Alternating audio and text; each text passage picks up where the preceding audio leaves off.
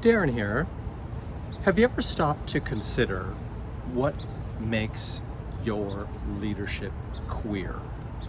So if you're 2S LGBTQIA plus identify, how do you show up in however you lead, whether you're a manager or a supervisor at the corporate level, whether you're working in a nonprofit, whether you are a creative solo entrepreneur and you're promoting your thing, your product, your service online, in your family, how you support the people that you care most about. That's all leadership. But what part of your queerness is on display? So I think what's interesting to me about this question in queer integrity and leading from queer integrity means understanding yourself for all of your uniqueness, your skills, what you're passionate about, what you stand for, what you value. But when we grow up and we are finding our place in the world, and our parents and our educational system give us a set of values and belief systems, we don't, in those early instances, necessarily question what any of that means. And often, as adults, we still don't question those things. We have morals and ethics that we may follow without question. We may think they're actually really good and meaningful and they help guide us, but we've maybe never stopped to think about, why is this important to me? Growing up, before I labeled myself as a gay man, I was always second guessing myself. I was always observing, being quiet. I was always practicing a kind of performance. I was holding back parts of myself that I was deeply afraid of exposing, that were indicated to me by people around me. Thankfully, I didn't get this from my parents. I'm really lucky. I know a lot of people did. But certainly the schoolyard bullies, so to speak, were able to point a finger and say faggot, gay, femme, or it's not that I was necessarily effeminate, but that would be used as a slur to mean I wasn't one of the boys.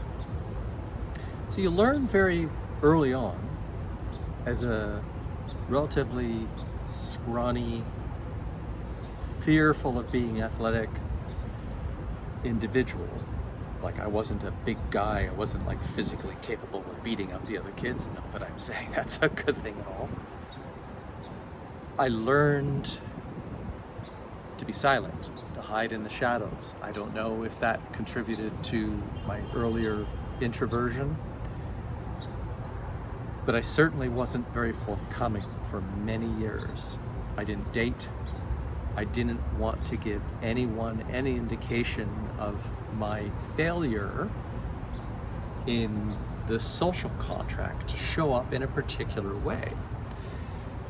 Failure to show up in a particular way. Failure to adhere to the norms. And it's not like being queer or gay or lesbian or transgender or non-binary is really so uniquely different. It's just variety.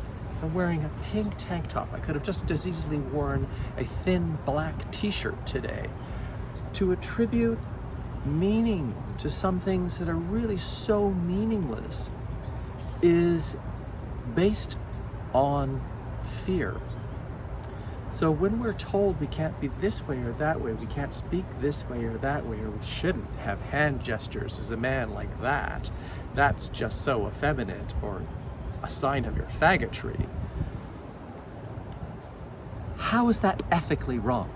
How is that morally wrong? How is that hurting anyone else?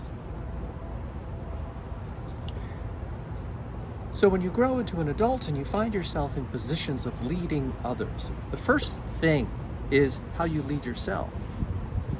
Are you being entirely performative, showing up in a role where you have to manage other people, where you have to direct and guide other people with your skills and your wisdom and your insights and what you've been trained to do? And do you hold back? Are you just very much performing the role as leader? You know, let's do this, come on team, let's go. Or is there the vulnerable humanity of who you are apparent in not every single thing that you do, because there's a time and a place for everything, but does your own narrative, your own truth come out as a form of inspiration? And a form of inspiration to others is compelling, is based always on human story and narrative, because when we can connect with what you've been challenged by in your own life, even if we haven't had the exact same challenge, we can often compare that with our own and recognize the shared humanity. We all go through stuff. We all hopefully learn and evolve.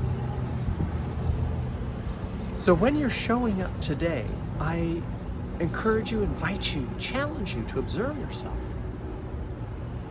Are you showing up as your queer self?